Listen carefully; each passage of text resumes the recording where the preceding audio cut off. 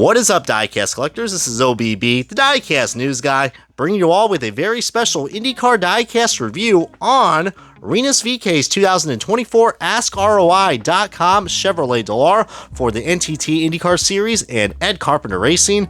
And our good buddies at Greenlight Collectibles absolutely nailed it out the ballpark with this really cool livery that we got for, I guess you could say, the newly rebranded ECR, but still is very nice. You got Rinus Veekay rocking the Dutch flag, green, which I know is not really a lucky number in terms of IndyCar, but pretty appropriate with Greenlight Collectibles along the side. And on the back, if you guys want to see this and also pause the video so you guys can read that, go right ahead. And there's the copyright stuff, so that way this car is not illegally made. But now let's go and start the unboxing and the official diecast review of this 2024 version of Rinus Veekay's Ask ROI car. And alrighty guys, we got this diecast salvage box, and if you guys ever want a good informative video of how I get these IndyCar diecasts out of their box while still preserving it, well, there is a cool video that Greenlight Collectibles has actually came out on their YouTube channel, so I'll probably post it down below if you guys want to check that out, because I know I get a lot of comments regarding how I get these open.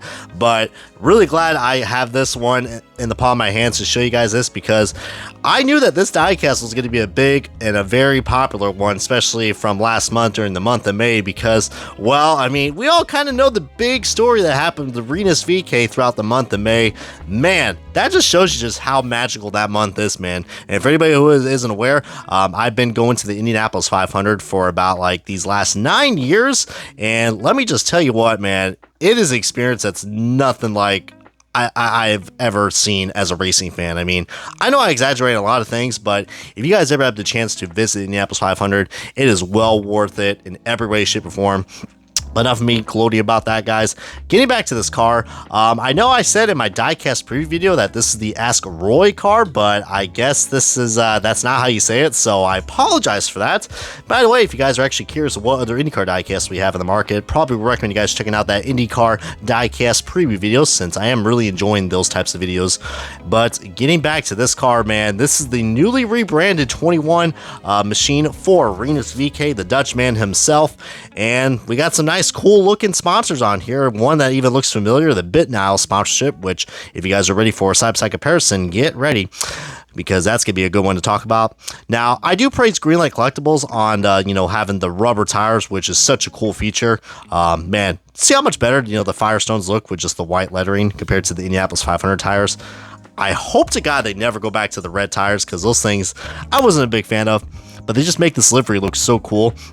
And yeah, we got ourselves Ask ROI and GuyCare, which, if you guys are wondering, GuyCare is also, they're going to be, they had that car in stock as well from the IMS gift shops. My good buddies at Spoiler Diecast probably will be getting some as well, so probably recommend you guys checking that out. But anybody who is looking for a nice looking green mean machine car for your IndyCar collection, this is probably one to get, even though I'm thinking a lot of people are going to be turned off by one thing, and that is, well, this is how the you guys are probably wondering, is that a decal error? But no, that is how the newly rebranded Ed Carpenter Racing cars look. And I will have to say right off the bat, I'm not a big fan. I think that looks pretty tic-tacky and pretty wacky. I mean, sure, it's cool, but especially when you get this front end view, I mean, that just looks, oh, I don't know about that. I mean, you don't see that happen on an F1 car.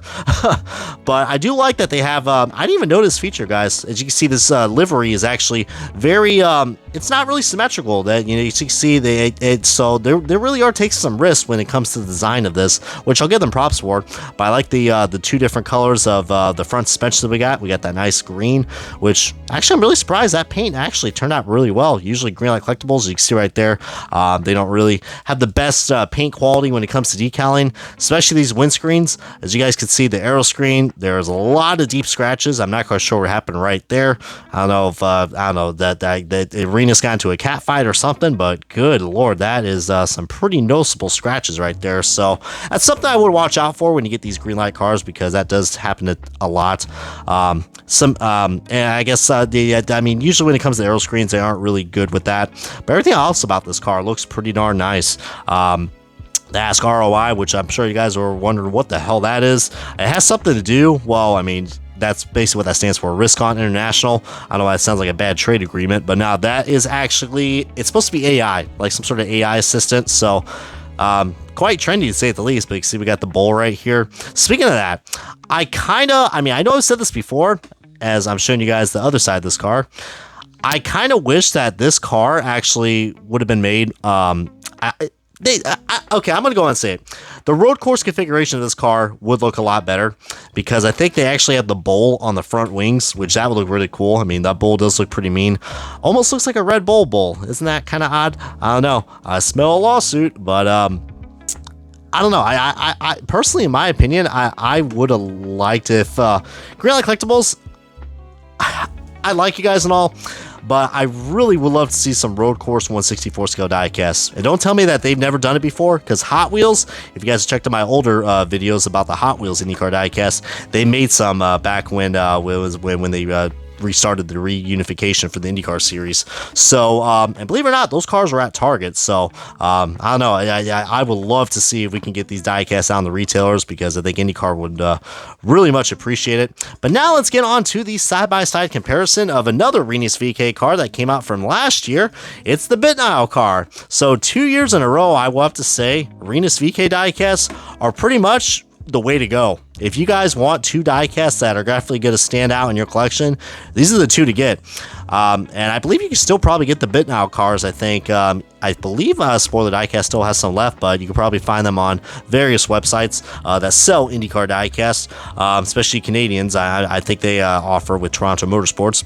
But yeah, I mean, the Bitnile car, it's cool of its own, but yeah, this Ask ROI car is nice. It's probably still one of my favorite liveries that was released for the 2024 season, actually. I got confused with the Bitnile car. I'm just glad that we don't have this issue. If you guys saw, I mean, that it looks like a double printing on the Direct Supply logo compared to here. It's just one, so glad to see Greenlight cleaned up on that. You guys know how much I love about diecast quality. But yeah, that's pretty much all I got to say about right there. Oh, look at that. That's the DIN number right there. So if you guys want to see that, but definitely would recommend picking this diecast up, because with the month of May this guy had, I'm sure this is a hot seller if you guys are at IMS. So I would say get it while you can, because I think there's a lot of people who still remember this car from the exciting day that happened at this year's qualifying day. God, I love the Indianapolis 500 qualifying. But anyways, this is going to wrap up the diecast review of the AskROI car, driven by the one and only Rinus Veekay, the Dutchman himself.